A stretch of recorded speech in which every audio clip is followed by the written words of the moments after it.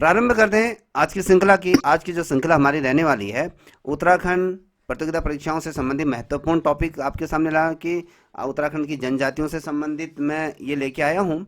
उसमें आज पहले क्रम में, इसी क्रम में पहली जो जनजाति आपके सामने रख रहा हूँ, भोटिया जनजाति रख रहा हूँ। स्वयं के द्वारा नोट से निर्मित किए हुए हैं, तो इसमें चलचित्रों के माध्यम से भी कहीं ना कहीं आपको इनका पहनावा क्या है, किस तरीके से है, तो ये भी आपको समझ में आएगा। तो आइए शुरुआत करते हैं उत्तराखंड में भोटिया जनजाति के रूप में। आप जैसे इस चलचित्र में देख पा रहे होगे, इनका जो पहनावा है ये सीमांत पिथौरागढ़ जनपद के दूरस्थ क्षेत्र में, जो आपके तिब्बत चाइना के जो सीमांत गांव के तौर पर अगर हम कहें, उत्तराखंड का सीमांत गांव पर ये रहते हैं। तो आइए शुरुआत करते हैं।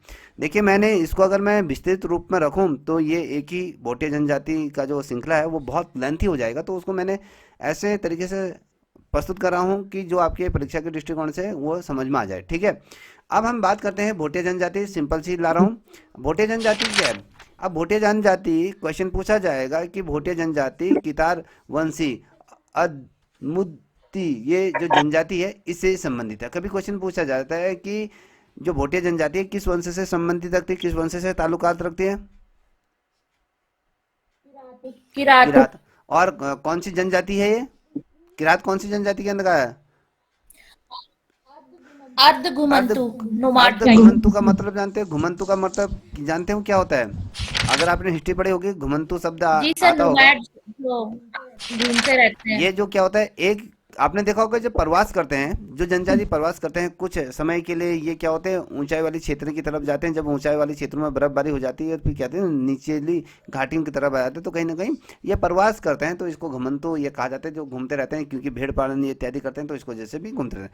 अगर आपको बताएं तो ये भोटिया जनजाति के लोग अपने आप को खस राजपूत कहते हैं। क्वेश्चन पूछा जाएगा कि वह कौन सी जनजाति है जो अपने आप को खस राजपूत की श्रेणी में रखते हैं, तो वहां पर दिया जाएगा भोटिया जनजाति दिया है, बौक्सा दिया जा सकता है, थारू दिया जा सकता है, और राजाजी जो राजी जनजाति दिया जा सकता है। तो आपको बताना कौन सी जनजाति अपने आप को खस के रूप में रखती है, बताइए।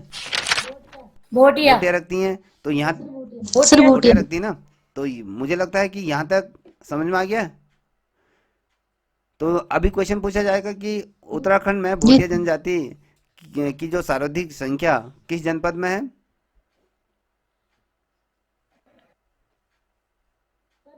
सर पिथौरागढ़। ठीक है, तो याद रखिएगा। तो ये भोटिया जनजाति जो है आपके पिथौरागढ़ से संबंधित है। जैसे नवीन जी यहाँ पर आए हैं, नवीन जी बता सकते हैं, क्योंकि आप पिथौरागढ़ में आपने लंबे समय तक सर्विस करी है, तो भोटिया जनजाति के बारे में थोड़ा सा कुछ जानकारी देंगे?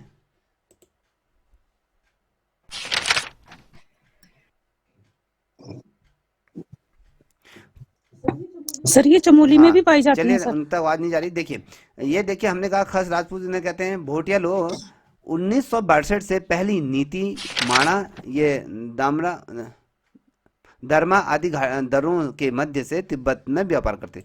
अब वो क्वेश्चन पूछा जाता है कि भोटिया लोग जो नीति हो गया, माणा हो गया, दरमा हो गया, इन दरों के मध्य से किस स्थान पर व्यापार करते थे? तो आपको पता होना चाहिए ये किसे तिब्बत से व्यापार करें। कई तिब्बत। दफे क्वेश्चन पूछा गया है कि उत्तराखंड की वह कौन सी जनजाति है जो तिब्बत से व्यापार करती है। चाइना से भी पूर्व में व्यापार होता था, तिब्बत और भूटान ये इधर से व्यापार करते हैं। तो क्वेश्चन जो बनता है सारथी रूप में, तिब्बत से व्यापार करने वाली जनजाति कौन सी कहलाई जाती है? आपको पता होना है, भोटिया जनजाति। अब क्वेश्चन पूछा जाएगा कि तिब्बत से भोटिया जनजाति के लोग किस वर्ष से ये व्यापार करते हुए आ रहे हैं? तो आपको पता होना चाहिए 1962 से ये क्या हुआ, पहले इन्होंने नीति 62। माणा दारमा आदि घाटियों से क्या करते हैं, ये इसके मध्य होते। अब देखिए, जो ये दर्रे हैं ना, जैसे नीति माणा दर्रे हैं, तो इस दर्रों के मध्य से होते होते हुए क्या करते थे, ये तिब्बत से व्यापार करते हैं। अब भोटिया, यहाँ पर देखिए, भोटिया महाविद्यालय की सर्वाधिक आबादी वाला क्या है, आबादी वाली ये जनजाति है। देखिए, हिमालय की बात कर रहा हूँ। अब क्वेश्चन पूछा जाएगा वह कौन सी जनजाति है जो महान हिमालय की सर्वाधिक रूप में पाई जाने वाली आबादियों में से एक है? तो कौन होगी वो? भोटिया। भोटिया। ठीक है, भोटिया इसको भी ध्यान रखिए। अब जनजाति। पूछा जाएगा कि भोटिया जनजाति की अन्य उपजातियां, जो व्यासी, जेठरारा, या छापड़ा, या बखरिया, ये जो हैं, ये भोटिया जनजाति की क्या है, लगभग 10 उपजातियां क्या करते हैं, हमारे उत्तराखंड के जो राज्य हैं उस राज्यों के अलग अलग जनपदों में क्या करते हैं, ये निवास करते हैं। क्वेश्चन पूछा जाएगा कि भोटिया जनजाति की कितनी उपजातियां हैं जो राज्य भर के अन्य जनपदों में रहते हैं। टोटल कितनी जनजातियां हैं? लगभग 10। सर 10 हैं। 10। तो अब यहाँ पर देखिएगा, आगे देखते हैं कि भोटिया जनजाति निवास कहाँ करती है। हमने कहा कि अब ये चीज़ याद रखिएगा, बहुत मार्मिक प्रश्न है। तो भोटिया जनजाति के लोग आपके पिथौरागढ़ इनका प्रमुख क्षेत्र है, चमोली है, अल्मोड़ा है, उत्तरकाशी है, ये जिलों के 291 गांव में क्या करती है, वास करती है। अब एक चीज़, अब यहाँ पर ये ध्यान ध्यान रखिए क्योंकि इनका जो उदय माना जाता है, क्योंकि हमने कहा कि पिथौरागढ़ के जो सीमांत जनपद है वहाँ से माना है। तो अब ये रहती हैं, जैसे इन्होंने इनके जो भोटिया जनजाति के कुछ लोग हैं, जैसे हमने कहा अल्मोड़ा में भी भोटिया कॉलोनी के नाम से ये क्या करते हैं, हल्द्वानी में है, अलग अलग जिलों पर अब ये रहते हैं। तो अब क्या है, ये अब पनप के इधर की तरफ भैया आ रहे हैं। तो बेसिकली अगर हम बात करें तो भोटिया जनजाति आपके पिथौरागढ़ हो गया, चमोली हो गया, अल्मोड़ा हो गया, उत्तरकाशी। कितने जनपद हो गए? 4 जनपद हो गए। तो जी सर। आप ये कहोगे कि भोटिया जनजाति के जो लोग हैं वो 4 जनपदों में क्या करती हैं, निवास करती हैं। 4 जनपद कौन से हैं? आपके पिथौरागढ़ हो गया, चमोली हो गया, अल्मोड़ा हो गया, उत्तरकाशी। तो जो ये जनपद हैं, इन जनपदों के 291 गाँव में वास करती है। अब क्वेश्चन पूछा जाएगा वह कौन सी जनजाति है जो 291 गाँव में वास करती है। तो आपके सामने अलग अलग जो ट्राइबल के जो हैं तो उनको रखा जाएगा, तो आपको बताना चाहिए ये कौन से है, ये भोटिया जनजाति है। अब चमोली जिले में रहने वाले जो भोटियों को क्या कहा जाता है? मार्चा व तोलछा। मार्चा व मालछा तोलछा। और तोलछा किस जाति के लोगों को संबोधित किया जाता है? भोटिया किस के। जनजाति को संबोधित किया जाता है, किससे रिलेटेड है? अब ये चमोली में। क्वेश्चन पूछा जाएगा कि मार्चा और तोलछा जो जनजाति के लोग किस जिले में निवास करते हैं? चमोली जिले में। के अंदर। तो चमोली जिले ध्यान में रखिएगा, जब मैं प्रश्नोत्तरी बनाऊंगा तो यहीं से उठाऊंगा प्रश्न। तो आप ये देखिए, चमोली के जो माणा हो गया, मलारी हो गया, टोला गांव हो गया, भोटिया जनजाति का ये निवास स्थान ये रहा है। क्वेश्चन पूछा जाएगा टोला गांव में कौन सी जनजाति निवास करती है? बोक्सा जो आपके जौनसारी, या अलग अलग पूछा जाएगा, ठीक है। उसमें ये भी दिया जा सकता है कि निम्न में से वो कौन सी जनजाति है जो निम्नलिखित जो ये क्या है, टोलसा, ये मलारी जो गांव में रहती है। तो वहाँ पर आपके 4 ऑप्शन में से भोटिया जनजाति वहाँ पर इनमें से कोई नहीं भी आ सकता है। तो आप अपना दिमाग को इतना वो रखिएगा कि अगर इस तरीके से आता है तो उसमें कोई नहीं। अगर पूछा जाएगा कि जो अलग अलग जनजाति उसमें भोटिया जनजाति का नाम नहीं दिया तो उसको आप टिक नहीं करोगे, उसमें से कोई नहीं। तो चमोली में कौन कौन से हैं? माणा के अंतर्गत आती है, मलारी के अंतर्गत आते हैं, टोला जो गांव है, तो यहाँ पर भोटिया जनजाति क्या करती है, विशेषकर इस क्षेत्र में इनका निवास स्थान है, याद रखिएगा। अब पिथौरागढ़ जिले में सौका, जोहारी, चौदासी और दामिया और क्या है, ये भोटिया के ये जाति के लोग रहते हैं। क्वेश्चन पूछा जाए कि पिथौरागढ़ जनपद में कौन कौन सी जाति के क्या रहते हैं, ये भोटिया ये रहते हैं। कौन कौन से रहते हैं बता सकते हैं पिथौरागढ़ जिले में? शौका, जोहारी, चौदासी। शौका, जोहारी, देखिए जैसे ही अगली श्रृंखला आएगी मैं आपको चमोली में कौन कौन से रहते हैं, पिथौरागढ़ में कौन से मैं ये पूछना शुरू कर दूंगा। तो अपने दिमाग को थोड़ा सा तैयार रखिएगा इस चीज़ के लिए। हमने कहा कि पिथौरागढ़ में कौन सा सौका कहाँ की सौका किस जनजाति को संबोधित किया जाता है? भोटिया जोहारी, की उपजाति है। चौदासी, ये जो जातियां हैं ये भोटिया यहाँ रहते हैं, याद रखिएगा। अब पिथौरागढ़ के जो तेगड़ तंगाड़ा करके है, जो लिंग व कुंग कुटी। अब एक चीज बताऊं, ये जो ये शब्द आ रहा है कोंग कुटी, ये देख पा रहे हो इसको, जो मैं इसको अंडरलाइन कर रहा हूँ। तो आपको बता दूं ये बहुत ही ज़्यादा दूर, सबसे ज़्यादा दूर जो कोई गांव है वो कुटी गांव है। क्योंकि इस कुटी गांव से, क्योंकि हम जिस कार्यालय में मैं पूर्व में स्टैटिक डिपार्टमेंट में जो कार्यरत था, तो वहाँ पर हमारे एक अपर सांख्यिकी अधिकारी के पद पर कार्यरत एक दी थी, और वो राजेश्वरी करके थी, तो कुटियाल, राजेश्वरी कुटियाल थी उनका नाम। तो ये इसी गांव की रहने वाली थी। तो ये बहुत ही दूर, या कहें एक अगर आप देखोगे इस गांव को, तो गांव में आपको पुरानी सभ्यता इनको देखने को मिल जाती। तो बहुत ही ज़्यादा पैदल है, फिर जाके यहाँ से आपका छोटा कैलाश ये वो वहाँ का बहुत नज़दीक पड़ते हैं। तो बेसिकली अगर हम कहें तो ये बहुत ही दूर, ये क्या है, ये रहते हैं तो इसका जो संबंध है भोटिया जनजाति से इसका संबंध माना जाता है। देखिए उत्तरकाशी जिले में जाड़ भोटिया ये रहते हैं। क्वेश्चन पूछा जाता है उत्तरकाशी में भोटिया जनजाति की कौन सी जाति निवास करती है? कौन सी जनजाति निवास करती है? जाड़ जाड़। जाड़ जाट। जाति रहती है। तो याद रखिएगा, इसको भी थोड़ा समझिए। ठीक है, अब आगे बढ़ते हैं। जैसे आप देख पा रहे होगे भोटिया जनजाति के यहाँ पर कुछ व्यापार करते हैं, जैसे टोपी, थुलमा हुलमा, और ये इसका क्या है, ये कारखाना जो भी आपने ये लगाते हैं निजी, ये इनका ये है। तो भोटिया जाति की जो जनजाति है उनकी विशेषताएं क्या होती हैं? अब भोटिया जनजाति तिब्बत व मंगोलों का मिश्रित स्वरूप है। अब हम कहते हैं जितने भी भोटिया भाई बहन इसको देख रहे हैं तो मेरी किसी भी बात का बुरा मत माने के, समझाने के लिए ये है। तो बेसिकली अगर आप देखोगे, हम जो उत्तराखंड के जो मूल निवासी हैं, जैसे हम अल्मोड़ा के हैं, देहरादून जो ये अलग अलग तौर पे रहते हैं, तो आप यहाँ पर देखोगे तो इनसे और हमें देखोगे तो कहीं ना कहीं हमें इनमें विविधता दिखाई देती है। इनका माथा थोड़ा सा चपटा होता है, नाक थोड़ा सा इस टाइप की होती है, आंखें थोड़ी सी छोटी छोटी होती है। तो इस तरीके से इसमें देखने को मिलता है, क्योंकि ये तिब्बत और मंगोलों का क्या है, मिश्रित स्वरूप आपको देखने को मिलता है। क्वेश्चन पूछा जाएगा वह कौन सी जनजाति है जो तिब्बत और मंगोलों का मिश्रित स्वरूप है? कौन सी जनजाति है? भोटिया। भोटिया। सर अब भोटिया देखिए, जनजाति। सर बड़ा होता है, कद छोटा होता है, नाक चपटी होती है और भोटियों की पहचान है। अब देखिए इनकी पहचान है, शरीर क्या होगा, बड़ा होगा, सर इनका जो होता है बड़ा होता है। जैसे चाइनीज लोगों का होता है, अगर मैं कहूँगा चाइनीज बीट के समथिंग इसी तरीके से हम मानते हैं। तो सर इनका बड़ा होगा, कद छोटा होगा, नाक थोड़ा सा चपटी होती है और भोटियों की पहचान होती है। अगर हमारे सामने सर आंखें भी छोटी छोटी। छोटी छोटी होती हैं थोड़ा सा, ठीक है, तो ये होते हैं। और यहाँ पे चेहरा गोल होता है, शरीर के बालों की कमी और आंखों की छोटी या भोटिया की पहचान होती है। अब देखिए इनकी पहचान आप कर सकते हैं, अगर आपके आसपास कोई भोटिया जनजाति की कोई बहनें कोई भाई हैं तो थोड़ा सा हमें पूर्व में ही उनकी थोड़ा जो टंग है, जो उनकी मदर टंग है, थोड़ा हमें उससे पहले पता चल जाता है कि ये भोटिया जनजाति हैं। और साथ ही उनकी जो शारीरिक बनावट होती है उससे भी हमें पता चल जाता है। जैसे चेहरा गोल होता है, बेसिकली सभी का अगर देखोगे तो चेहरा गोल होता है, विविधता थोड़ा कम दिखाई देती है। तो शरीर में बालों की कमी देखने को मिलती है, आंखें छोटी होती हैं और भोटिया लोगों की पहचान है। और भोटिया जनजाति ऋतु प्रवास वाली जनजाति है। क्वेश्चन पूछा जाएगा कि उत्तराखंड में वह कौन सी जनजाति है जो ऋतु प्रवास करती है? अब ऋतु प्रवास का मतलब मुझे समझा सकते हैं कोई? ऋतु प्रवास किसे कहते हैं?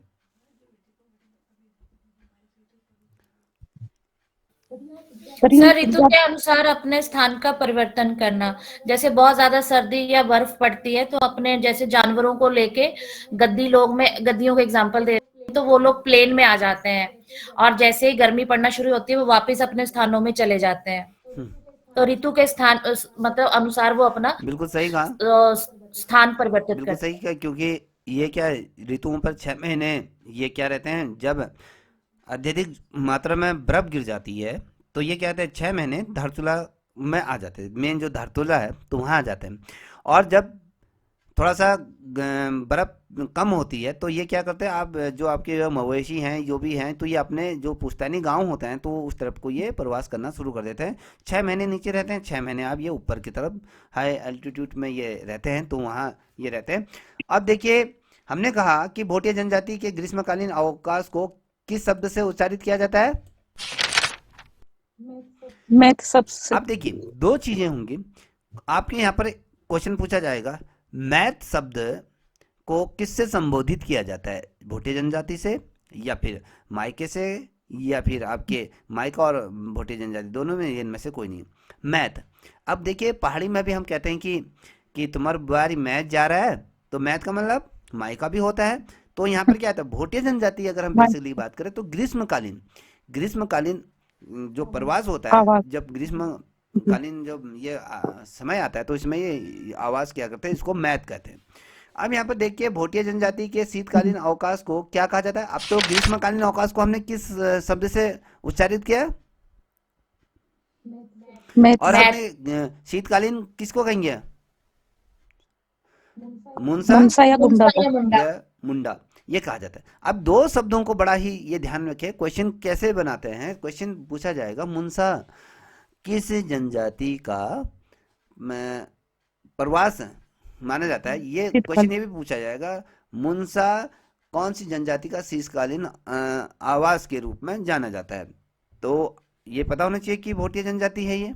और मुंसा या फिर क्या लिखा है, गुंडा, ये हाँ इसको गुंडा। कहते हैं। तो ये भोटिया जनजाति क्या है, पशुपालक। और जो भ्रमण जनजाति जो भ्रमण करते हैं तो जनजाति इन्हें कहा जाता है। अब पशुपालक होते हैं, भेड़ पालते हैं, तो क्योंकि इनका जो थुलमा होता है, जो भी अलग अलग चीज़ें बनाते हैं, ये ऊनी वस्त्र ज़्यादातर यहीं से बनते हैं। अच्छे अच्छे क्वालिटीज़ के जो बनते हैं, ये हाथ से ही उसको बुनते हैं। तो बेसिकली ये क्या है, कहीं ना कहीं एक व्यापारी भी हैं और साथ ही पशुपालक के रूप में भी जाने जाते हैं। और भ्रमण जनजाति, और क्योंकि ये प्रवास करते हैं, एक स्थान से दूसरे स्थान को क्या करते हैं, प्रवास करती है, तो इसे भ्रम भ्रमण जनजाति के रूप में भी जाना जाता है। अब देखिए यहाँ पर आप दन बनाते हैं सर, ये दन बहुत अच्छा बिल्कुल सही बनाते कहा। हैं। अगर आप लोगों के घरों में अगर कालीन जो दन होता है, जो थुलमा कहते हैं, एक तो नेपाल से बेचने वाले आते हैं और इनके बनाए हुए जो तुलमा होते हैं जी बेहतरीन होते हैं। क्योंकि हमने यहाँ पर आपको कुछ चलचित्रों के माध्यम से दिखाया कि जो ये पूरा गोदाम में इन्होंने जो रखे हैं, ये आपकी ऊन रखे हैं, जो भेड़ होड़ है, तो इसी से ये चीज़ें बनती हैं। तो देख पा रहे होगे यहाँ पर टोपियाँ बनी हैं, यहाँ पर आपके ये पंखियाँ जो कहते हैं बड़ी ही गर्म होती हैं, ये शॉल, जी पंखी ठीक है। तो आप हाँ, पंखी तो आप इसको यहाँ पर आप जी देख पा रहे होगे यहाँ पर हम कह रहे हैं कि भोटिया जनजाति के लोग शराब को किस नाम से जानते हैं? छंग। छंग छंग छांग शब्द किस चीज को संबोधित करता है? निम्नलिखित में से छांग शब्द किसको संबोधित करता है? मदिरा को करता है, या फिर पिए जल को करता है, या फिर किसी जो शरबत को संबोधित करता है, या इनमें से कोई नहीं? तो आप क्या कहोगे, छांग किसको संबोधित करता है? मदिरा को। मदिरा शराब को कहता है, जिसका विशेष प्रयोग क्या करता है, जब ये शुभ अवसर होते हैं तो इस पे करते हैं। तो कभी ऐसा अवसर मिलेगा जब इनके भोटिया जनजाति के लोगों का जब विवाह समारोह होता है, अगर जाने का मिलेगा, तो यहाँ पर आपको एक जो होता है ना कि दस्तूर कहें या उसको प्रसाद के रूप में ये देते हैं। तो वहाँ के चाहे महिलाएं कहें या फिर जो बच्चे भी होते हैं, थोड़ा थोड़ा उनको, जो क्योंकि ठंडी इलाका है, तो वो ठंडी इलाकों में शरीर को गर्म करने के लिए ये चीज़ें उसका सेवन करते हैं ये, ठीक है। तो याद रखिए, स्वयं ही इस चीज़ को बनाते हैं। तो ये एकदम जैसे कैसे होती हैं, छांग कहने का जैसे आपकी छाछ होती है, तो उस तरीके से वाइट कलर का होता है। हमने कभी इसका सेवन किया नहीं। भविष्य में जिस दिन गए तो उस दिन इस छांग को इनकी सभ्यता के अनुसार हम उसको देखेंगे। तो भोटिया जनजाति के लोगों का मुख्य पेय पदार्थ क्या कहा जाता है? ज्या है। क्या है? ज्या। तो जी हाँ। ज्या है। तो इसको बनाने के लिए वृक्ष की छाल का प्रयोग करता है। अब क्वेश्चन पूछा जाएगा कि भोटिया जनजाति के जो मुख्य पेय पदार्थ है ज्या को बनाने के लिए किसका प्रयोग किया जाता है? गेहूं का प्रयोग किया जाता है, पेड़ों की छाल का प्रयोग किया जाता है, या फिर जो फल फ्रूटों का प्रयोग किया जाता है, फलों का प्रयोग किया जाता है, या इनमें से कोई नहीं? पेड़ों की तो छाल। याद रखिएगा, अब क्वेश्चन पूछा जाएगा, याद रखिएगा क्वेश्चन। अब मैं दूसरी तरफ से आपको रख रहा हूँ। भोटिया जनजाति के लोग पेड़ों की छाल से कौन सा पेय पदार्थ निर्मित करते हैं? ज्या। तो समझ में आ गया ना? जी हाँ। तो ये है, आप देख पा रहे होगे भोटिया जनजाति के लोगों का ये विवाह समारोह में कुछ चीज़ें समर्पित करते हुए, क्योंकि चलचित्रों के माध्यम से थोड़ा रोचक बन जाता है, तो कोशिश मैंने ये करी कि कुछ चलचित्र भी आपके सम्मुख रखूं, जिससे कि आपका ध्यान इसी पीडीएफ पर रहे। तो अब आते हैं, यहाँ पर कहते हैं कि भोटिया जाति में जो विवाह प्रथा होती है बड़ी ही शानदार होती है। अगर कभी जाने का मौका मिलेगा तो जाइएगा, क्योंकि हम कहते हैं कि नेचर में कहते हैं ना कि जितना आप भ्रमण करोगे, जितना आप घुमंतुक बनोगे, तुम उतना ज़्यादा क्या कर नेचर को स्टडी कर पाओगे, नेचर को समझ पाओगे। तो जीवन क्षणिक है, घूमिए फिरिए, मज़े करिए, और अपना जो आपका जो टारगेट है उसे भी ना भूलिए, ठीक है। अब हम बात करेंगे कि भोटिया जनजाति में विवाह प्रथा क्या है। भोटिया जनजाति में जो दामोला विवाह प्रथा पाई जाती है। क्वेश्चन पूछा जाएगा कि भोटिया जनजाति में जो विवाह प्रथा को किस नाम से संबोधित किया जाता है? दामोला किसको समर्पित है? दामोला शब्द किस चीज को इंगित करता है? भोटिया जनजाति के विवाह को। विवाह को दामोला विवाह में बाराती वर के नाम पर ही दुल्हन को लाते हैं। अब देखिए, जो दूल्हा होता है, जो ये दामोला में क्या होता है, विवाह में क्या करते हैं, जो बराती होते हैं, बराती वर जो दूल्हा है उसके नाम पर ही क्या करते हैं, दुल्हन को ले आते हैं, याद देखिएगा। तो दुल्हन को ले जाते हैं, ठीक है, ये याद देखिएगा। अब ये देखिए, आप यहाँ पर देख पा रहे होंगे, भोटिया जनजाति के लोग जो विवाह को दामी कहते हैं। अब दो शब्द आ रहा है यहाँ पर, थोड़ा सा इन शब्दों को देखिएगा। एक तो हमने दामोला किस चीज को कहा जाता है और दामी किसे कहा जाता है? सर दामी शादी को कहा जाता है और दामोला विवाह प्रथा है कि ट्रेडिशन हाँ, है। तो ये इन्होंने इस चीज को पकड़ा, ठीक है, इस चीज को समझिएगा, क्योंकि यही चीज हमें समझनी पड़ती हैं, क्योंकि हमारे दिमाग में दामोला चल रहा है, वहाँ दामी आ गया, तो हमने क्या समझ के रखा है कि हमने कहा यार ये प्रथा है, विवाह प्रथा है, तो वहाँ पर हमने कहा दामी तो इसी से रिलेटेड होगा ना। तो बच्चे यहीं पर ही गलती करते हैं। तो जब आपके हाथ में, जब परीक्षा हॉल में जब पेपर आएगा तो उसको समझिएगा, 1 मिनट या कुछ समय लीजिएगा, पहले प्रश्न कहना क्या चाह रहा है उसके अर्थ को समझो, तो ऑटोमेटिकली प्रश्न आधा आपको आ जाता है, ठीक है। अब यहाँ पर देखिए कि भोटिया जनजाति में प्रचलित दूसरी विवाह प्रथा को किस नाम से जानते हैं। अब अगर किसी किसी को दूसरी विवाह करना है, किसी की पत्नी एक्सपायर हो जाती है, तो अब यार उसको शादी करनी है, तो उसके लिए क्या करेगा, कौन सी प्रथा का वो पालन करेगा? तत्सत प्रथा। तत्सत प्रथा का क्या करेगा, पालन करेगा। अब ये तत्सत प्रथा किस को संबोधित है, किस चीज से इंगित करता है, किस चीज से संबंधित है ये? भोटिया जनजाति के दूसरे विवाह से। तो दूसरे विवाह से क्या है, संबंधित है। क्वेश्चन बनेगा कि भोटिया जनजाति में दूसरी विवाह को, जो दूसरी शादी करते हैं, तो उसको किस रूप में संबोधित किया जाता है? तत्सत ठीक है, विवाह के रूप भोटिया में। लोग सगाई की रस्म को क्या कहा जाता है? खोची।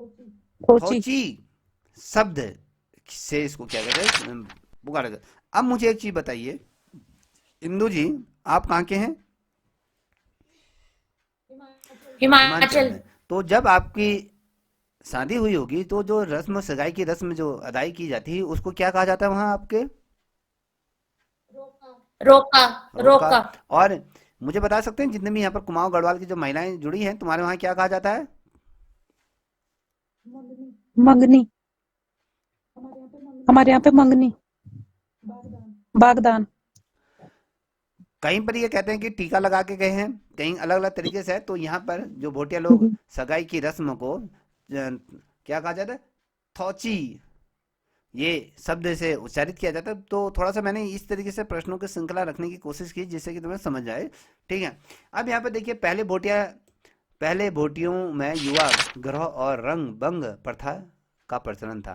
क्वेश्चन पूछेगा, युवा ग्रह या फिर रंग बंग प्रथा का चलन किस जनजाति में पाई जाती है? तो वहाँ पर आपको पता है कि जनजाति की हम बात करें, तो ये रंग बंग प्रथा के तहत गांव के बाहर अलग से घर बनाया जाता था। इसमें अविवाहित जो अनमैरिड युवक और युवतियां रात में शामिल होते थे। तो बेसिकली अगर आप देखो, तो जो ये इसमें नृत्य इत्यादि वो करते थे। तो क्वेश्चन पूछा जाएगा कि रंग बंग प्रथा किसको, रंग बंग प्रथा है जो वो किससे संबंधित है? भोटिया जनजाति से। भोटिया जनजाति से है। इसमें क्या किया जाता है? क्वेश्चन बंद। सर जो एक वो जो गाना बनाया ना रंग भंग, शायद वो इसी पे तो नहीं हाँ डिपेंड है? बिल्कुल सही, मैं इसको बोलने वाला था। तो रंग भंग वही है। तो ये ना सर, वो जो करते हैं ना, वो कल्चर जो दिखाते हैं, वो साथ में खड़े होने का और डांस वांस करने का, तो वो यहाँ से मैच कर रहा है। बिल्कुल सही। तो इसका गाना याद है? मैंने तो पहले ये सुना है, मैंने खाली एक बार खाली सुना है। आपको आता है? प्रहलाद सिंह का गाना था। हाँ वो सर आवाज नहीं आ रही सर, ममता जी क्या बोल रही हैं? ममता जी, आप फिर से अपना रिपीट माइक कर बंद करो, दीजिए। भग भग करके आवाज आती है। तो मुझे बता सकती हैं कि आपने सुना होगा ये प्रहलाद जो जिनका स्वर्गवास हो चुका है, तो उन्होंने एक गाना गाया था। तो उसमें श्वेता मेहरा और एक जो था हिमांशु आर्या, इन्होंने इसमें अभिनय किया था। तो इसमें ममता आर्या ने इसको स्वर दिए थे।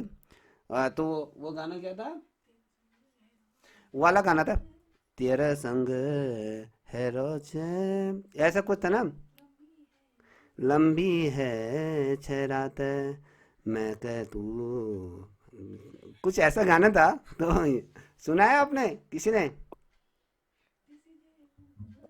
जी सर। दिस इज ए बंगालो, वो कुछ ऐसा गाना था, अभी याद नहीं आ रहा। तो बेसिकली सर ऐसा नहीं है, ऐसा है ना, दिस इज ए हमको दाना, ऐसा यस वाला। यस, दिस इज ए हमको दाना, ये गो है। तो लेटी जी पता है।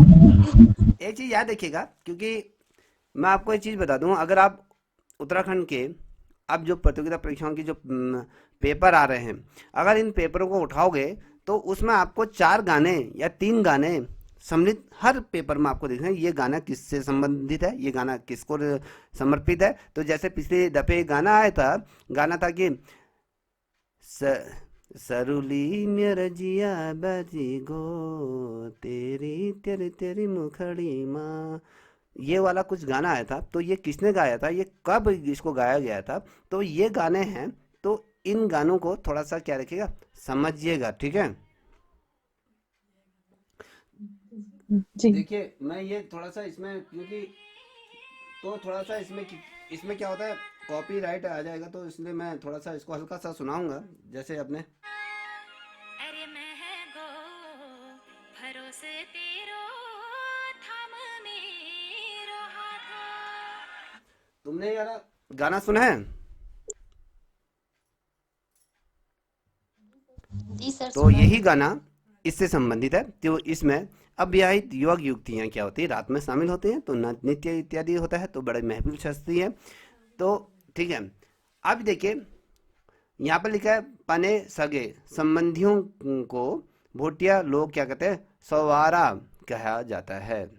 अपनी जो कहते हैं पने सगे, इसको क्या कहा जाता है, क्या होता है ये? सर पने नहीं, सॉरी, अपने सगे संबंधियों को, वो कट गया है। हाँ तो ये कट गया है, तो इसको देख लीजिए, जब वो था मैंने वही बोल दिया।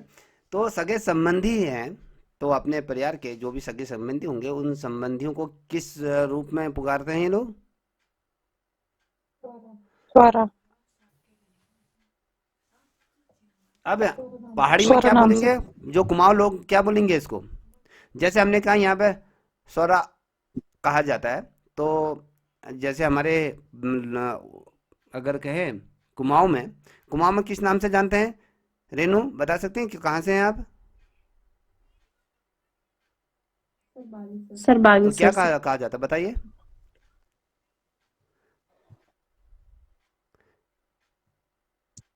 तो ये तो बड़ी गलत बात है, क्योंकि अपने जिस समुदाय से आप आती हैं, तो वहाँ पर हमारा कुमाऊं के हैं, तो हमें अपनी कुमाऊं के बारे में पता होना चाहिए क्या कहा जाता है। जैसे आप भोटी जनजाति से पूछोगे या थारू जनजाति से, जौक्सा या बॉक्सा जो भी हैं, जौनसारी, ये सभी को आते हैं। अगर मैं कहूँ इंदू जी जैसे कौन सी जनजाति से बिलोंग करती हैं, कहा इन्होंने? सर मैं जनजाति से जो नहीं भी हूँ। हमारे में सर शरीक जो भी बोलते हैं, अपने जो चलिए, हमारे अब रिलेटिव्स होते हैं, हाँ क्या शरीक। बोला जाता है? शरीक शरीक। बोला जाता है। देखो इनको पता है, अभी हम भी, जैसे हम कहेंगे हम भी जनजाति से नहीं आते, तो हमारे वहाँ भी ये शब्द बोलते हैं। अगर ये ममता पता है? सर सगाई को। अरे यहाँ पर क्या लिखा है, अपने सगे संबंधियों को भोटिया लोग क्या कहते हैं, सौरा कहा जाता है। तो यहाँ क्या कहा जाता है?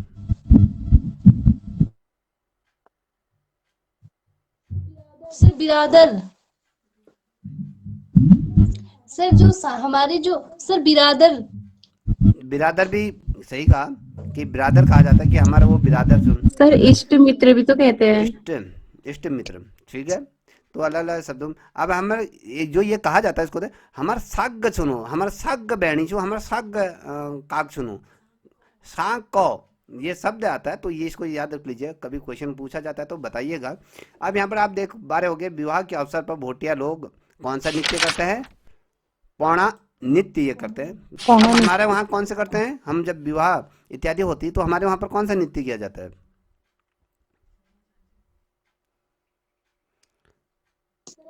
सर हमारे वहाँ कंटल लेके जब कंटर करते बजाते हैं। हैं?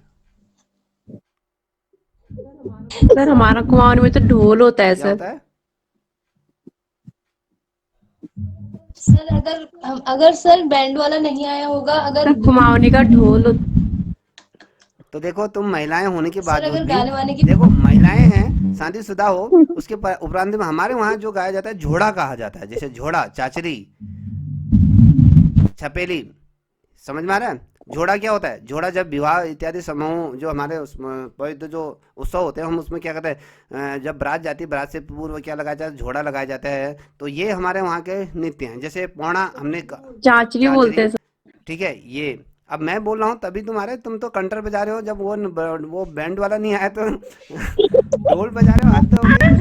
हमारे वहाँ सर इमरजेंसी में होता है ना सर, जैसे जब अगर कुछ व्यवस्था नहीं है तो फिर हम ऐसे ही करते इंदु हैं। जी, आपके वहाँ क्या कहा जाता है जब नृत्य करते हैं? क्या कहा जाता है? सर हमारे में नाटी डाली जाती है और गिद्धा बिल्कुल होता सही, ये है। नाटी, नाटी डांस मैंने अभी नेशनल में गया था, मैंने वहाँ देखा था, बहुत ही मुझे बहुत ही सुंदर लगता है वो नाटी डांस है।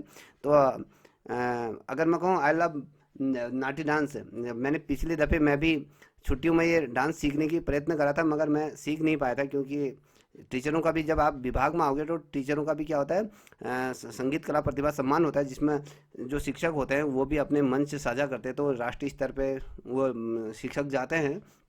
तो मैंने भी कोशिश की थी मगर हो नहीं पाया, फिर भी उसके बाद मैंने कथक सीखने की कोशिश की, कथक में भी फिर स्टेट ने क्या कर दिया था, उस टाइम पे तो कथक ही डांस बंद कर दिया था। तो आई थिंक तो आप लोगों को पता होना चाहिए, तो अपने अपने ये, जैसे इंदू जी को पता है, तो हमारे वहाँ की कुछ महिलाएं हैं, थोड़ा सा शर्मसार हुआ मैं अभी, यहाँ हमारे वहाँ कंटर बजाते हैं, कोई बात नहीं, कंटर बजाते रहो।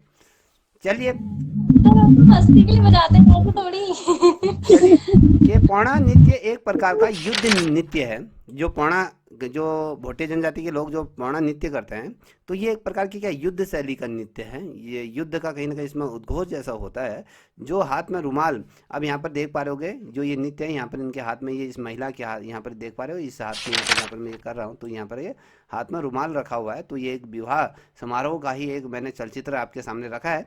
तो जो एक हाथ में रुमाल लेकर किया जाता है, तो यहाँ पर इस महिला के हाथ में रुमाल दिखा है, तो इसके हाथ में भी यहाँ पर ये येलो कलर का रुमाल देखने को मिल रहा है। तो मेरा प्रयत्न यही था कि चलचित्र के माध्यम से भी आपको समझाऊं, तो यहाँ पर आप देख पा रहे होगे, ठीक है। क्वेश्चन पूछा जाएगा, वह कौन सा नृत्य है जिसे नृत्य करते हुए एक हाथ में रुमाल रखा जाता है, वो कौन सा नृत्य है?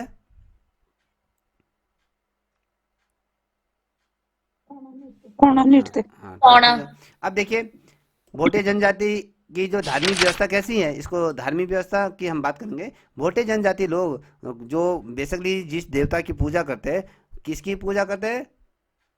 भूमियाल देवता की पूजा करते हैं। देखिए, भूमियाल क्वेश्चन देवता। पूछा जाएगा, भूमियाल देवता की पूजा कौन से करते हैं? देखिए, अगर आप देखोगे, ए भूमियाल है, ये भूमि होता है, ये ये जो है कुमाऊं में भी बहुत से लोग जो जनजाति लोग नहीं हैं, जैसे हम लोग हैं, हमारे हम कहते हैं कि भूमि देवता है, हमारे कहते हैं हमारे मायके का भूमि देवता सुन। तो इसी तरीके से बेसिकली इनका जो देवी देवता है, जो इनका जो जनजाति के जो लोग जिस देवता को पूजते हैं, जैसे हमने कहा कि कुमाऊं में जैसे हम कहते हैं कि भैया यहाँ पर गोलू देवता को सारथी रूप में पूजा जाता है, गोलू को ज़्यादा माना जाता है। अन्य जगहों पर अलग अलग चीज़ें होती हैं, तो यहाँ पर अगर बेसिकली का देखा जाए तो भोटे जनजाति में भूमियाल देवता की पूजा करते हैं। क्वेश्चन पूछा जाए कि वह कौन सी जनजाति है जो भूमियाल देवता की पूजा करती हैं?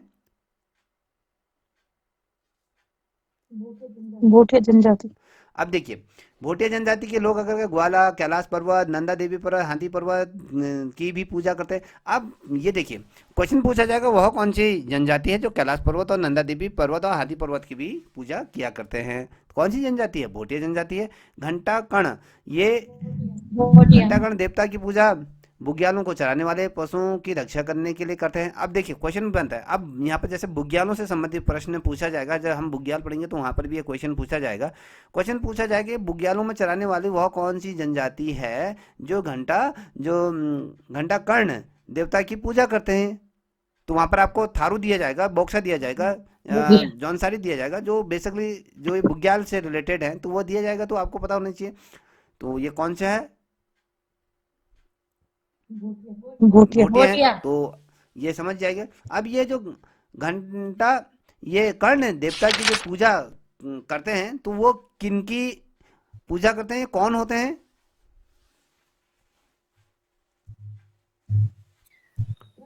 सर पशुओं के भोटिया लोग करते हैं, पशु जो बुग्यालों में पशुओं की रक्षा के हाँ लिए, तो चराने बिल्कुल वाले सही है। पशुओं की रक्षा के अब लिए। देखिए यहाँ पर आप देख पा रहे होगे साईं देवता की पूजा खोए पशुओं का पता लगाने के लिए करते हैं। अब देखिए साईं देवता, अब साईं कौन सा देवता है, किसको आप शिरडी वाले को मानने होंगे तो ये वो वाला देवता नहीं है जिसे हम साईं वाला गए।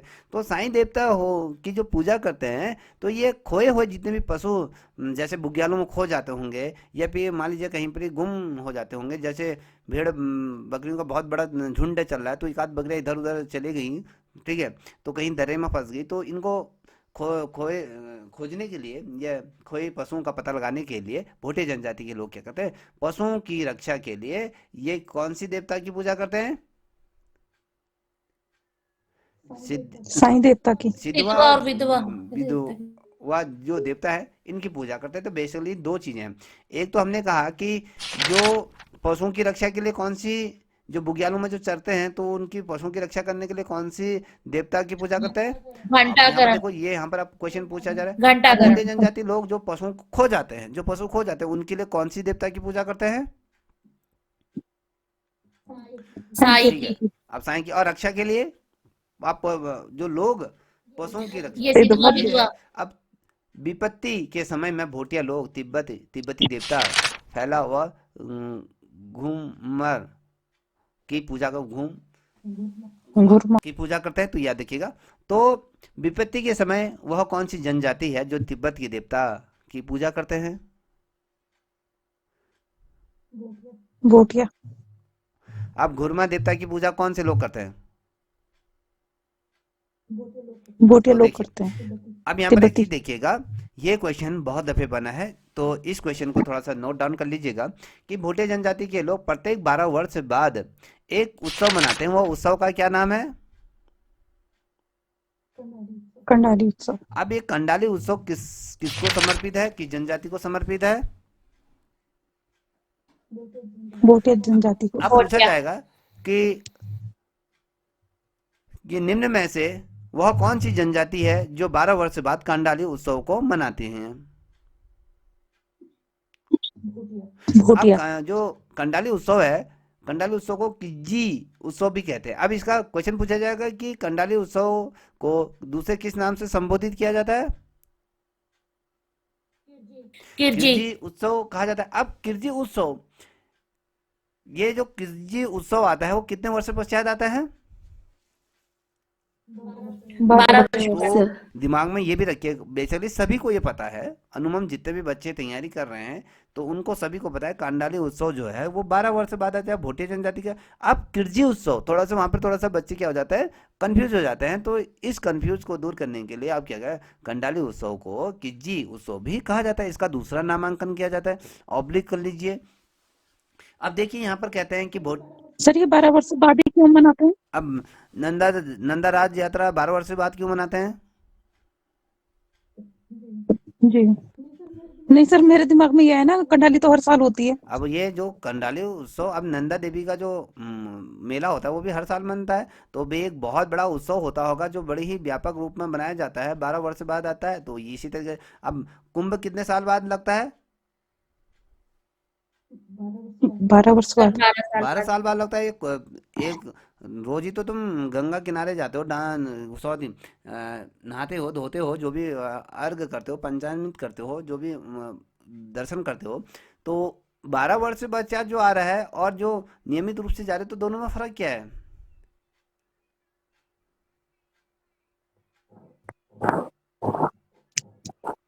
फर्क इतना ही है कि वो बहुत बड़े संख्या में मनाया जाता है, लाखों श्रद्धालु, करोड़ों श्रद्धालु उसमें अपना क्या करते हैं,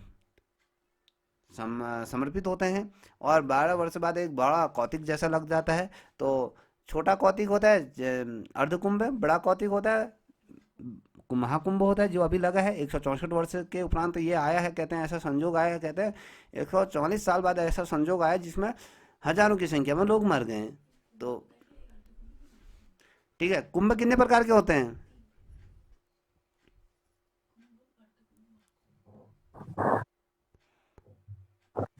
इंदु जी तो होंगे सर। सर कौन कौन 3। से। अर्ध कुंभ, पूर्ण कुंभ, ये महाकुंभ। हाँ, तो 3 कुंभ होते हैं, ठीक है। तो कुंभ से रिलेटेड एक चीज मेरे दिमाग में आ गई है। इस बार जो गणतंत्र दिवस की जो झांकी थी, उसमें जो द्वितीय स्थान जो मिला है वो किस राज्य की झांकी को मिला है? उत्तर प्रदेश। उत्तर प्रदेश की झांकी किसको समर्पित थी इस बार? कुंभ, इसमें क्या दर्शाया गया था? विरासत और हमारी विरासत, कुंभ 2025 विरासत और तो इसमें विकास। क्या दर्शाया गया था?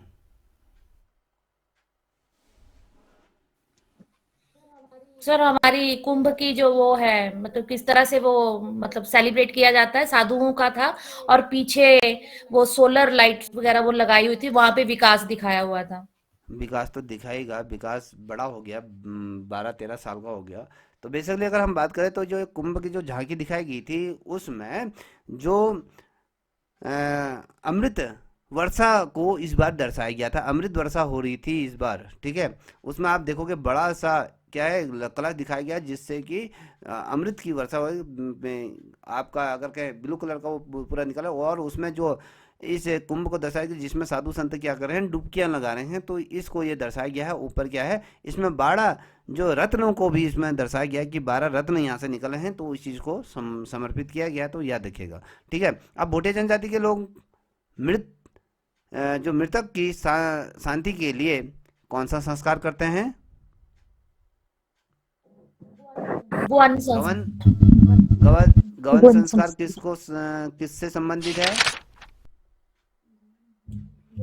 भोटिया जनजाति का मृतकों की शांति के लिए। और जब यहाँ पर अगर बेसिकली कहें, जब यहाँ जब मर जाते हैं तो यहाँ पर क्या करते हैं, कहते हैं कि कोड़ा करते हैं, 12 दिन का क्या करते हैं, वो जो भी करते होंगे पीपल पानी ये करते हैं। तो यहाँ हिंदुओं में ये होता है, तो भोटिया जनजातियों के लोग क्या करते हैं, गवन संस्कार करते हैं, ठीक है। अब भूमो संस्कार भोटियों में नवजात बालक के 3 माह बाद किया जाता है।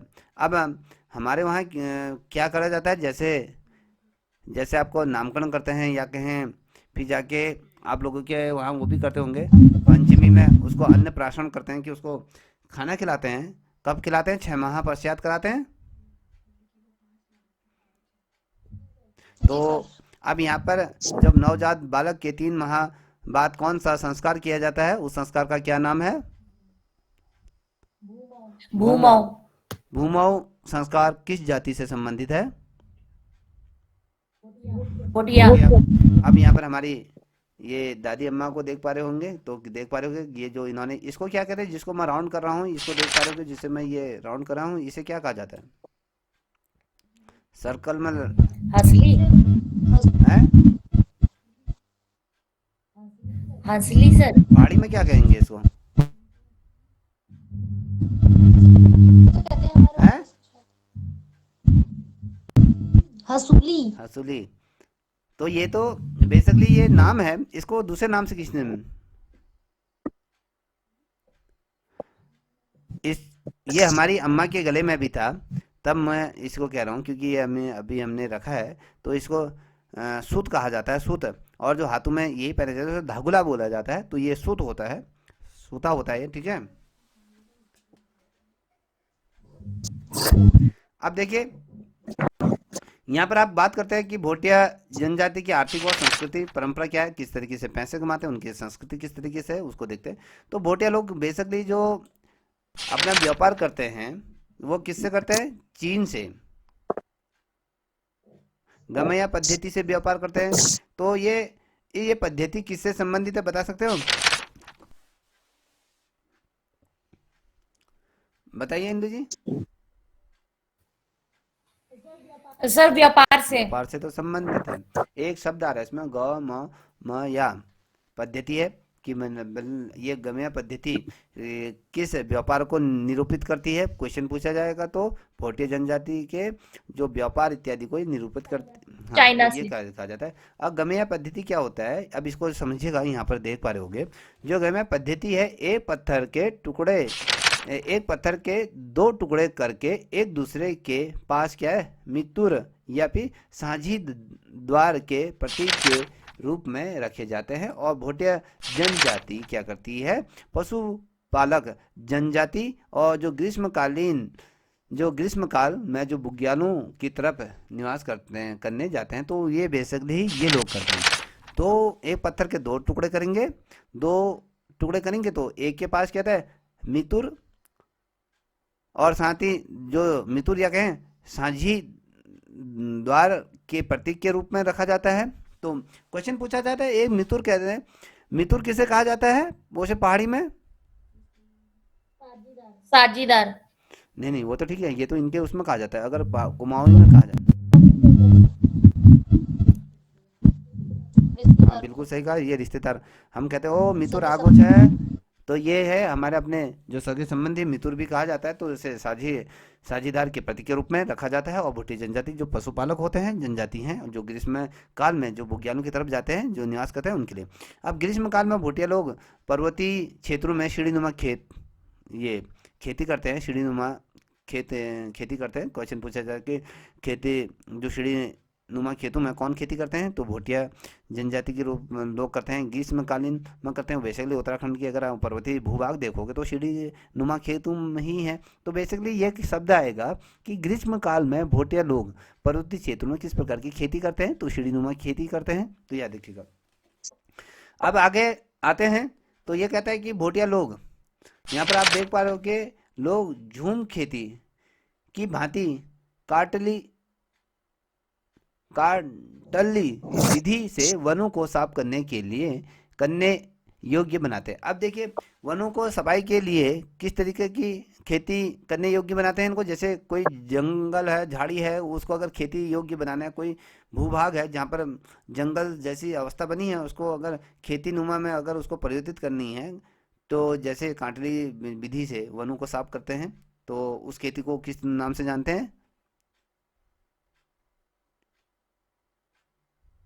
झूम सर खेती, झूम काटल विधि। खेती, लेकिन यहाँ पे काटिल विधि लिखा है। तो झूम खेती के रूप में हम इसको क्या करेंगे, संबोधित करेंगे। झूम खेती किस तरीके से की जाती है? झूम खेती किस तरीके से की जाती है? सर झूम खेती में जंगलों का एक भाग सिलेक्ट कर लेते हैं, फिर उसको साफ करके वहां पे खेती करते हैं, लेकिन नेक्स्ट ईयर के लिए दूसरी जगह साफ की जाएगी, उसको वैसे ही छोड़ दिया जाता बिल्कुल। है। तो ये छोड़ने का मतलब क्या होता है, जब क्यों छोड़ी जाती है? सर ताकि वो अपनी जो मतलब वो पाले, उपजाऊ शक्ति उसकी दोबारा बिल्कुल बढ़ सही। जाए। अभी हमने देखा कि आपने देखा होगा कि बहुत से जगह क्या करते हैं, एक बार जिस भूमि से फसल प्राप्त होती है उसको 3 4 5 महीने के लिए छोड़ दिया जाता है, जिससे कि जो मृदा की जो उर्वरक क्षमता है वो पुनः अपने आप को ग्रोथ कर सके। तो उसके बाद फिर जाके उसमें फसल बोई जाती है, तो उससे क्या होती है, वो ग्रोथ वाली जो फसल होती है, बेहतर फसल उसमें उगती है। अब ग्रीष्मकालीन हमने कहा कि सीढ़ीनुमा खेत होती है। झूम खेती क्या है आपको बता दिया। भोटिया जनजाति का मुख्य वाद्य यंत्र क्या है? हुड़का। हुड़का। अब हमने कहा कि हम तो कुमाऊं में हम ही बजाते हैं हुड़के को, हम सोचते हैं कि हमारा है, तो बेसिकली हुड़का इनका मुख्य वाद्य यंत्र के रूप में तुबेरा, बाजू और तिमली भोटिया जनजाति के लोकगीत हैं। तो बेसिकली अब देखिएगा, भोटिया जनजाति के जो लोकगीत हैं उनको कभी सुनिएगा। तुबेरा, बाजू, तिमली भोटिया जनजाति के क्या है लोकगीत। क्वेश्चन पूछा जाएगा कि तिमली जो लोकगीत किसको समर्पित है, कि भूटिया ठीक है। जनजाति अब को। अगले प्रश्न की तरफ बढ़ रहे हैं। तो ये कहता है कि तिमली लोकगीत समाजी विषयों पर आधारित है। अब यहाँ पर हर एक जो गीत है, वो गीत हर किसी को किसी न किसी रूप में निरूपित करती हैं। तिमली लोकगीत किस पर आधारित होते हैं?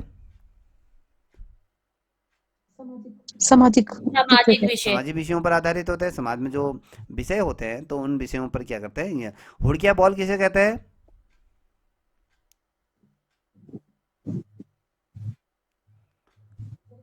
सर क्या बोला हुड़किया आपने? बॉल नहीं पता सर। जो बजाने वाला वाद्य यंत्र हाँ, होता तो है। होता तो मैं हुड़का ही तो होगा, तो हुड़किया ही तो बजेगा। सर पहाड़ों में सर हुड़किया बॉल ये होता है जो पहाड़ों में रोपाई लगाते हैं साथ। सर रोपाई का टाइम जो देखो गाते गाते हैं ना।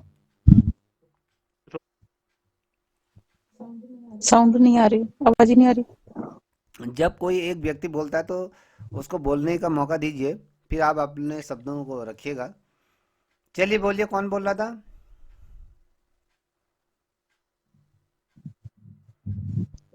सर उनकी आवाज ही नहीं आ रही है, सर सोनू।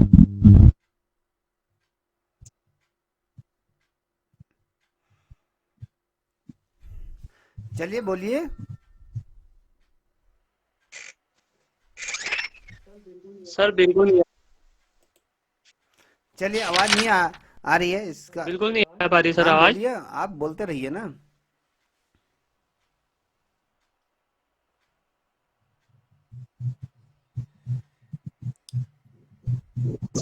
हुड़किया बॉल किससे संबंधित है? रोशनी,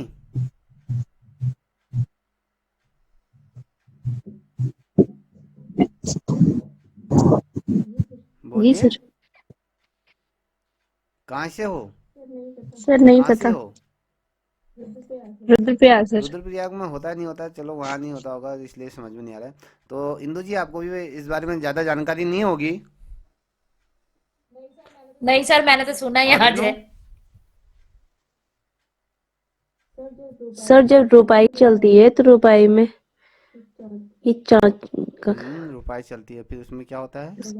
बजाया जाता है, क्या मतलब बजाया इसको जाता है? फिर वही पूछ रहा हूँ। खेती बाड़ी करी कभी? कोटोला हाथ में पकड़ा? सब पकड़े। पकड़ा है तो उससे क्या करते हो? खेत खोदते हो या रुपाई करते हो? तो बेसिकली यहाँ पर खिंचाई नहीं कर रहा हूँ, यहाँ पर हम ना कंटर बजा रहे हैं ना कुछ कर रहे हैं, तो सिर्फ आप बताते हैं हुड़का बजाते हैं। देखिए, हुड़किया बॉल किसे कहते हैं, इसको थोड़ा सा इंदु जी आप लोग भी समझ लीजिएगा। हुड़किया बॉल होता है, एक व्यक्ति होता है जो हुड़के की थाप में क्या करता है, बसंत के गीतों को क्या करता है, गुनगुनाता है।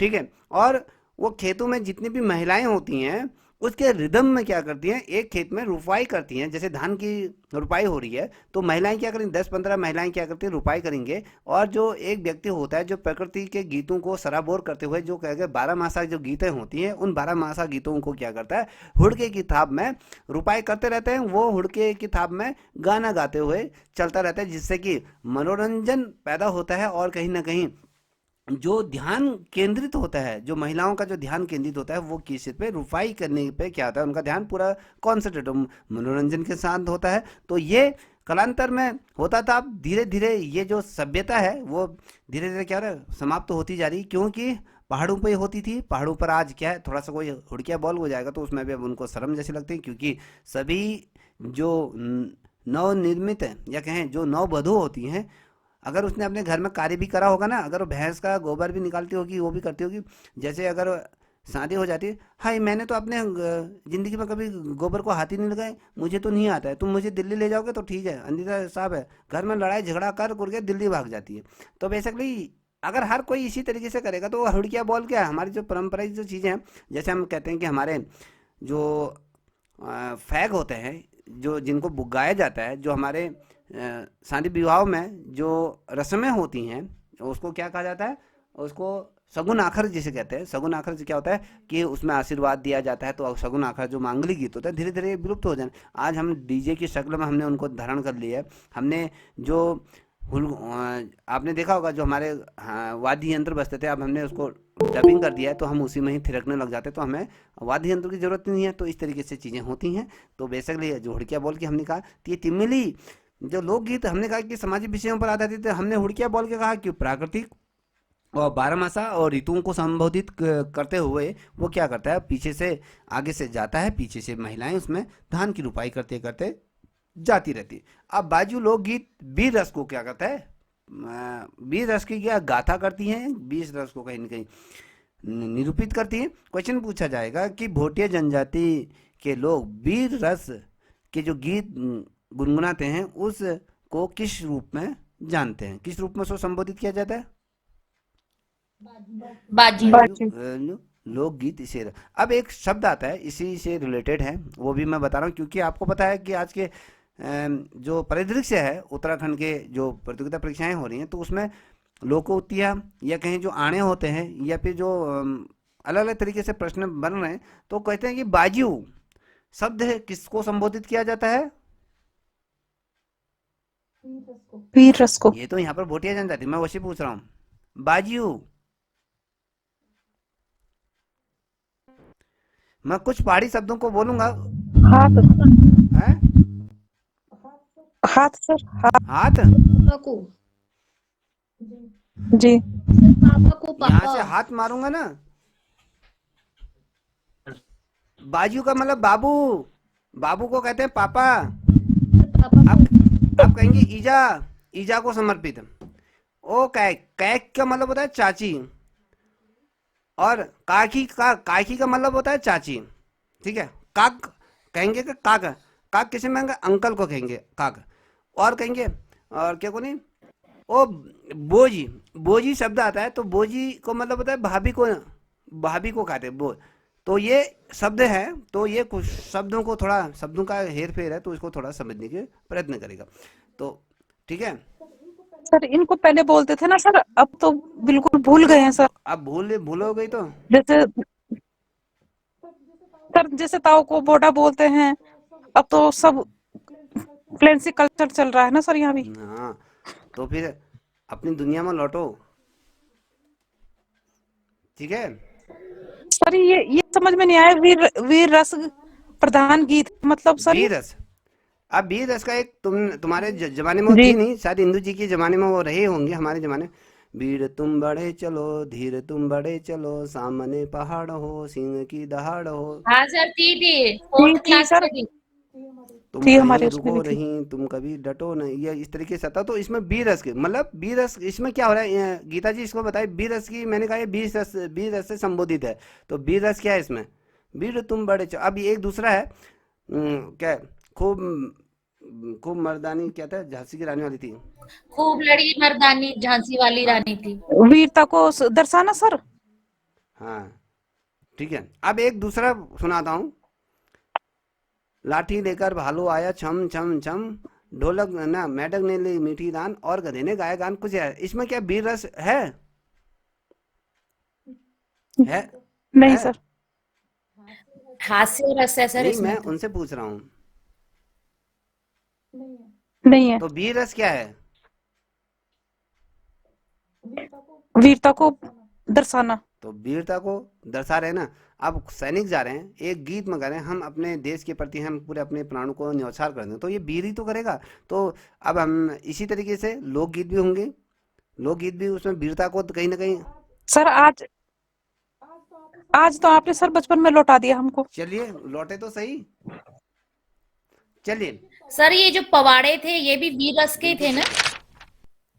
अब वीर रस का गीत क्या होगा, जैसे कि हमने कहा। अब इसमें क्या करा है, अब इसमें एक थोड़ा सा वेदना वाला गीत, कौन सा था, कश्मीर बॉर्डर, इस करुण रस वाले। वो वाला ना, कश्मीर बॉर्डर प्यारी मैं आखी लगू ना, ऐसा गाना था। इसमें क्या है, वेदना। इसमें क्या है, इसमें वेदना को दर्शा है, किसी की याद को क्या कर रहा है, वो दर्शा रहा है। ठीक है, तो इस तरीके से गाने बनते हैं। हर गाने का कोई मतलब होता है। जैसे आपने देखा होगा, एक गीत है, आप सभी ने सुना होगा, हुस्न पहाड़ों का क्या कहना कि बारों सौंदर्य रस सर।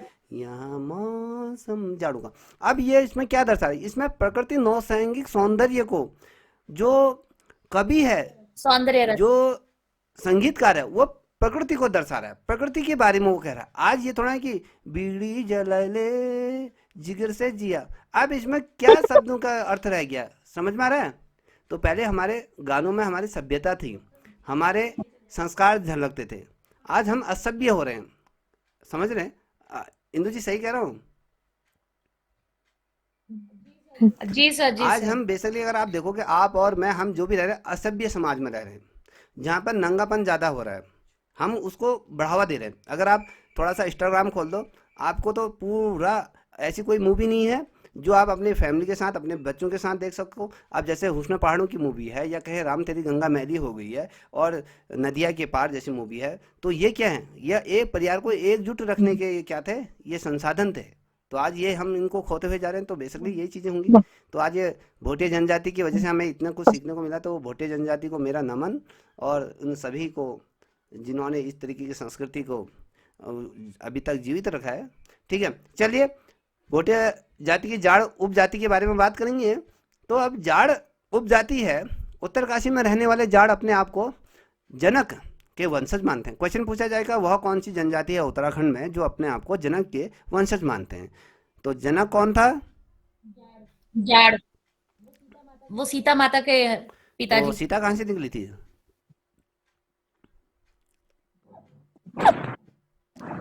धरती से।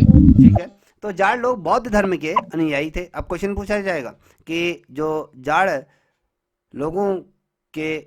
लोग किस धर्म के अनुयायी थे? तो बेसिकली बौद्ध धर्म के। अगर आपने उत्तराखंड का इतिहास पढ़ा होगा तो उसमें बौद्ध धर्म का बहुत ज़्यादा व्यापक क्या होता प्रचार प्रसार हुआ था। मैंने आपसे परसों भी बोला था कि इसीलिए काशी से शंकराचार्य को यहाँ उत्तराखंड में आना पड़ा, क्योंकि बौद्ध धर्म बहुत ज़्यादा व्यापक रूप से फैल गया था। कहीं ना कहीं हिंदू धर्म कहीं ना कहीं खतरे में हो गया था। तो जिस तरीके से आज पढ़ रहा है तो उसी तरीके से उस समय भी लगा। तो इसलिए बौद्ध धर्म को उसको कम करने के लिए इन्होंने बौद्ध, जैसे हमने कहा, बौद्ध धर्म को नीचा करने के लिए फिर जाके हिंदू धर्म को कहीं ना कहीं इन्होंने अलग जगाई। तो ये तमाम चीज़ें तो बेस उस समय ऊपरी क्षेत्र में, अगर हम उत्तरी पूर्वोत्तर या मध्य हिमालय के क्षेत्र की तरफ देखें तो ये बौद्ध धर्म इस समय था।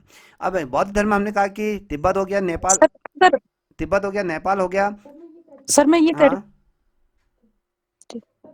सर मैं ये कहती अगर आपके पास सर ये उत्तराखंड में है इसका मैटर तो मुझे भेज दीजिएगा सर। किताबें खरीद लो, सब मिल जाएगा। ठीक है, उसको पढ़ोगे। किताबें इकट्ठा करने से नहीं होता, उनको पढ़ो। अभी हम पीडीएफ भेज देंगे, पढ़ लेना। ठीक है, हमने कहा कि जाड़ों की जो बोलचाल की जो भाषा होती है रोम्बा कहा जाता है।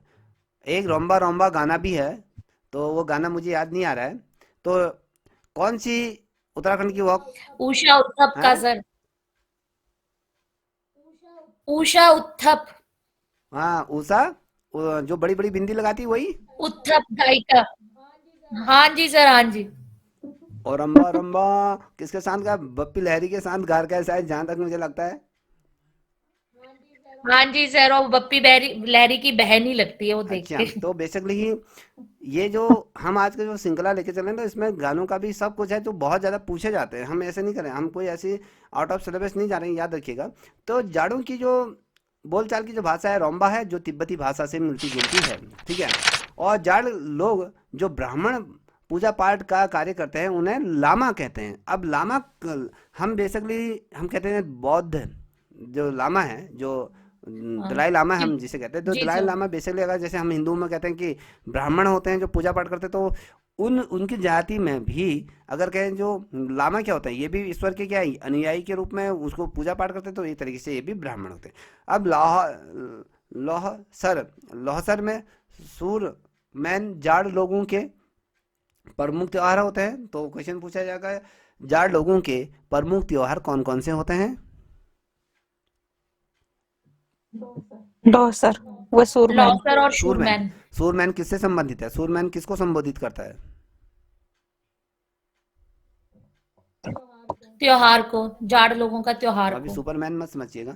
ठीक है, अब देखिए आते हैं अगला। लौसर त्योहार बसंत पंचमी में मनाया जाएगा। अभी कितने दिन हुए थे बसंत पंचमी को? कब हुई थी बसंत पंचमी? संडे को। 2 तारीख जी तो सर। ये भोटिया जाति के लोग भी क्या मना रहे थे? जाड़ जाति के जो लोग थे वो क्या मना रहे थे? हमने बसंत पंचमी मनाई, लॉसर, लॉसर। लौसर। ठीक है, उत्तरकाशी के अरे हाँ, ये बताइए बसंत पंचमी हिंदू जो मनाते हैं ये किसको समर्पित है? सरस्वती माता को। हम तो सरस्वती माता को बात की बात है। ये सिर्फ बसंत का आगमन होता है, तो बसंत को या कहें प्रकृति को समर्पित है। तो बस अब लोगों ने इसको सरस्वती माँ को भी इसमें रख दिया, तो वो अलग बात है। बेसिकली अगर हम कहें बसंत के आगमन का कहीं ना कहीं संकेत होता है। ठीक है, तो थोड़ा सा हमें ये पता चलता है कि मौसम में अब परिवर्तन होने जा रहा है। अब उत्तरकाशी में दांगू के व नेंगलंग घाटी का संबंध है किस जाड़ जनजाति से? लोग कभी क्वेश्चन पूछा उत्तरकाशी की वो कौन सी घाटी है? उत्तरकाशी के अंतर्गत वह कौन सी घाटी है जहाँ जाट भोटिया जनजाति से संबंधित है? जादूंग व हाँ, तो याद नेलम। रखिएगा। ठीक है, अब जाट लोगों द्वारा पहना जाने वाला वस्त्र को क्या कहेंगे? चोगा। चोगा। चोगा, ठीक है, हाँ, वपकन। तो इसे कहा जाता है। अब देखिए, जाट जनजाति का समाज कितने वर्गों में विभाजित है? 3 वर्गों में तो विभाजित है। 3 वर्गों में, याद रखिएगा। ठीक है, ये देख पा रहे हो, 1 वर्ग, 2 वर्ग, 3, 3 महिलाओं को रखा है, तो ये मत सोचिए कि 3 वर्गों में विभाजित, तो सिर्फ ये हमारी माताएं हैं, बहनें हैं, तो इसको ये देखा। अब यहाँ पर देखिए, भोटिया से संबंधित महत्वपूर्ण बिंदु आपके सामने रख रहा हूँ। तो अभी हमने कहा, तो ये वाला जो क्वेश्चन था, भोटिया लोग चावल से बने भोजन को क्या कहा जाता है? भात, तो छाकू। बेसिकली, हाथ या हाँ, तो छाकू। बेसिकली आपको मैं बता दूं, 2005 में मैंने एक पेपर दिया था, यूबीटीआर का पेपर आया था, तो उसमें ये प्रश्न आया था। तो ये प्रश्न को मैंने वहाँ पर गलत करा था, आज भी मुझे उसकी ठेस है। तो मैं ये क्वेश्चन को गलत करके आया, क्योंकि जब मैंने घर आके देखा यार भात को ये कहते हैं, तो मैं भी अपने आप में थोड़ा सा डिसअपॉइंटेड था कि ये छोटी छोटी चीज़ें नहीं आती हैं। तो भोटे लोग चावल से बने भोजन को भात या छाकू ये कहते हैं। ठीक है, छाकू किससे संबंधित है? भात ठीक है, से। अब भोटिया द्वारा, चावल से हाँ, बने चावल से बने जो भी भोजन होता है उसको कहते हैं। तो भोटियाओं द्वारा बनाई गई बड़े आकार की रोटी को क्या कहा जाता है? पूली। पूड़ी। और हमारे ये सलमा, आवाज आ रही है? भात तो सर जी सर, हमारे यहाँ आप भी तो बोलते हैं। सलमा, जो आपके वहाँ बड़ी सी रोटी बनाई जाती है उसको क्या कहते हैं? रुमाली रोटी। सर रोटी कहते हैं। रुमाली रोटी क्या होता है? हाँ सर, वो तो होटलों में हाँ, तो सर हाँ, तो रुमाली अपने रोटी। धर्म के बारे में वो भी पता होना चाहिए, रुमाली रोटी या फिर मोटी रोटी, छोटी रोटी, जो भी होता है वो भी सब रही। सर एक तंदूरी रोटी होती है, ठीक है, अब देखिए, वो तंदूरी होती है जो मोटी होती हाँ, है। तो भोटिया जनजाति के लोग, सर भात तो हमारे यहाँ भी बोलते हैं चावल को। अच्छा ठीक है, भल है। ठीक है, भोटिया जनजाति के लोग मांस या मीट को शीतकाल के लिए सुखा कर रखते हैं। क्या कभी किसी ने खाया है ये सुखा कर रखा? सर मैंने देखा है, हमारे यहाँ खा, थे, रखते हैं वो सुखाकर भोटिया लोग। ये क्या बोलते हैं, इंदु जी, आप लोगों ने भी देखा है? और नहीं सर, डॉक्यूमेंट्री फिल्म्स में देखा, ऐसे नहीं देखा। एक्चुअली मैं शहर में ही रही हूँ ज्यादा। वो भी शहर के ही थे, ऑफिसर थे। सर बहुत सुंदर होते हैं भोटिया लोग भी, एजुकेशन में भी बहुत आगे हो गए, तो हमने तो आगे ऊपर सुंदरता, अच्छे अच्छे चलिए पदों आपने पर कहा हूँ। सुंदर होते हैं, तो सुंदरता का हमने जो इसका जिक्र किया था, ये किस प्रकार का कद होता है, क्या होता है, ये बताइए तो थोड़ा मुझे। सर हाइट में तो छोटे होते हैं, थोड़ा मोटे, आंख छोटी छोटी होती है सर, और नाक चपटी होती है इनकी, और गोरे गोरे होते हैं सर। इनके बाल व्हाइट नहीं होते सर, इनके बाल जैसे हम लोगों के इनका हो सर जाते हैं कैसा ना, होता है? इनके नहीं होते, लंबे इनका सर लंबे। कैसा होता है? सर बड़ा ठीक होता है, है याद सर, रख, बड़ा। चलिए आपने रखा है। देखिए, जो बेसिकली अगर कहें, जो भोटिया जनजाति के लोग जो मीट को जो क्या करते हैं, सुखा कर वो रखते हैं, बेसिकली ये सभी लोग करते हैं। इनके लोग वहाँ, इनके वहाँ से सभ्यता का ये जन्म हुआ होगा। वैसे हमारे अगर पुरातन समय की अगर देखें, प्रागैतिहासिक काल या मध्यकाल में देखें, तो इस तरीके से होता होगा, क्योंकि हमारे समय में भी ये चीज़ें हुई। हमारे क्या करते हैं, जब हमारे घरों में जब पूजा पाठ होती है, पूजा पाठ में क्या होता है, जैसे किसी का लड़का दिल्ली या कहीं जॉब कर रहा है, वो कहते हैं कि 6 महीने बाद आऊँगा ईजा। ठीक है, उसके लिए गणुए को क्या करे जाते हैं, बकरी के गणुओं को क्या करते थे, उसमें नमक हमें लगा कर उसको क्या करते हैं, भगा, वो भाड़ कहते हैं ना, भाड़ सुना है? जो भाड़ में उनको रख देते थे, तो ऊपर वो धुएं से वो हो जाते थे। तो जब बच्चे आते थे, तो 6 महीने बाद उसको निकाला जाता, तौली में रखा जाता है, तो बड़ा ही टेस्टी बनते हैं। तो वो आप लोग तो सोचते होंगे सड़ जाते हैं, मगर नहीं सड़ते हैं। ठीक है, तो इसको सुखा कर रखा जाता है। ठीक है, वह कौन सी जनजाति है जो मीट को सुखा कर रखती है? भोटिया जनजाति। भोटिया जनजाति। सर मीट को सुखा के तो जॉनसी भी रखते हैं। सभी रखते हैं, कहा मैंने, कह तो दिया ना, सभी रखते हैं, कुमाऊनी भी रखते हैं। मतलब वो यूनिक अब इसका वो नहीं, फीचर नहीं अब बोल हम पाएंगे ना। इसका यूनिक आपको मैं बता देता हूँ। क्वेश्चन पूछा जाएगा, वह कौन सी जनजाति है जो शीतकाल में मांस को सुखा कर रखती है? शीतकाल की बात कर रहा हूँ मैं यहाँ पर, समझ में आ गया? अब सर अभी जब जौन सारी पढ़ेगा ना तब क्लियर तो होगा। इसको अभी यहाँ पर ये चीज क्लियर हो गया, पहले इतना बताओ मेरे को। जी सर, हाँ अब जी। देखिए, भोटिया लोग घुटने तक पहने जाने वाले कोट परिधान को रंगा कहते हैं। अब रंगा बिल्ला सुना है कहीं? रंगा बिल्ला कौन था? पिक्चर में तो सर सर मैंने भी अभी अभी वो देखी थी पिक्चर ना, वो वारंट वाली, डेड वारंट, उसमें था रंगा बिल्ला, उनको फांसी होती है। तो आज हमारे बहुत सारे मूवियों से संबंधित बहुत चीजें आ जा रही। तो भोटिया लोग जो घुटने तक पहने जाने वाले परिधान को रंगा कहते हैं। रंगा को क्या कहा जाता है? कोट और परिधान जो होते हैं तो वो पहनते थे। भोटिया द्वारा पहना जाने वाला ऊनी पैजामे को क्या कहा जाएगा? गेजू। गेजू, या खग खगवसी, शशि कहा जाता है। अब खग शशि। शशि, खग शशि क्या है? बड़े शब्द आ रहे हैं आज, ऐसे क्वेश्चन बनेगा। जिस दिन मैं आपको ये क्वेश्चन दूंगा ना, उस दिन तुम्हारे घोड़े खुल जाने वाले हैं, याद रखना। अगर जो अभी ये चीज़ को, ये श्रृंखला को बड़े ध्यान से समझ रहा होगा, जैसे हम बड़े ही मजाकिया रूप में भी हम इसको लेके चल रहे हैं, हर चीज़ को लेके चल रहे हैं, तो ये चीज़ें आपको ध्यान में। ऊनी पैजामे को घोटिया जनजाति के अंतर्गत जो ऊनी पैजामे पहनते हैं उसे क्या कहते हैं? गैजू किसे कहा जाता है? गेजू या आप क्वेश्चन पूछा जाए, मैं कहूँगा गैज, ऊनी एक पैजामे को। क्वेश्चन क्या दे दूंगा? गैजू का गैजू किससे संबंधित है? यहाँ पर ऐसे क्वेश्चन दे दूंगा। ये मत सोचना कि मैं 4 प्रश्नों को दूंगा, 4 ऑप्शन होंगे, ऐसे नहीं। मैं ये दे दूंगा गैजू किसे, खग चसी किससे संबंधित है। तो आपको मैं डेडेस कर दूंगा, तो आपके आगे आपको लिखना है। चलिए, तो आप देखिए यहाँ पर भेड़ हैं, ये देख पा रहे होगे। ये भेड़ की खाल निकाल रहे हैं, खाल नहीं, जो ऊन होती है। तो खाल ही निकाल लेंगे तो फिर ऊन पैदा कहाँ से होगा? ये भी बड़ी समस्या है। तो ये बेसिकली क्या निकाल रहे हैं? इसका ऊन निकाल रहे हैं, या जो भी है। भोटिया लोग ऊन से बने जूतों को क्या कहते हैं? बांके किसे कहते हैं? बांके, जो ऊन से बने हुए से बने जूते होते जूते। भोटिया बोली में आभूषण के लिए साली पुल्ली कहा जाता है। अब साली पुतली किसे कहा जाता है? पुल्ली। साली पुल्ली किसे कहा जाता है? हैं, भोटिया लोगों के आभूषणों को। अब भोटिया बोली के अब में ये बताओ ना, आभूषणों को, जेवर को। आपके वहां क्या बोलते हैं आभूषणों को? गहने, गहने, ओके। गहने मतलब और ये कुमाऊं की जितनी भी बहनें हैं वो बताओगी। यहाँ पर पुरुष भी हैं, पुरुष भी बता सकते हैं।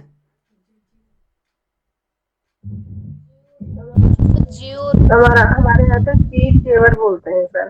तीज जेवर, आप बोलो। जेवर, जी जी सर। ठीक छू, आ गया तुम्हें। अब देखिए, भोटिया लोग चांदी से बनी सिक्कों की माला को क्या कहते हैं? बलटंग कहते हैं। अब ये चांदी की, अब आजकल चलन में है ना। ये देखो, मैं यहाँ पर आपको दिखा रहा हूँ। ये है, देखो, इन्होंने नहीं पहनी, इन्होंने भी नहीं पहनी है। ये देखो, ये दिख रहा है, सर वो पहनी थी। अच्छा, ये इन्होंने रेड पहनी भी कर रहा हूँ, है। देख। ऐसी ये तो क्या होती है सर इसको ये। क्या बोलते हैं? जो ये जो गोल गोल सी माला है, सिक्को, ये कौन से सिक्के हैं? क्या चांदी कहते के हैं इस सिक्के माला हैं को? सर, बलडंग। हाँ, तो आप आपके सामने मैं ये माला भी दिखा दे रहा हूँ, सबको दिखा दे रहा हूँ, उसके बाद भी नहीं कर पाए तो मेरी कोई जवाब देनी है।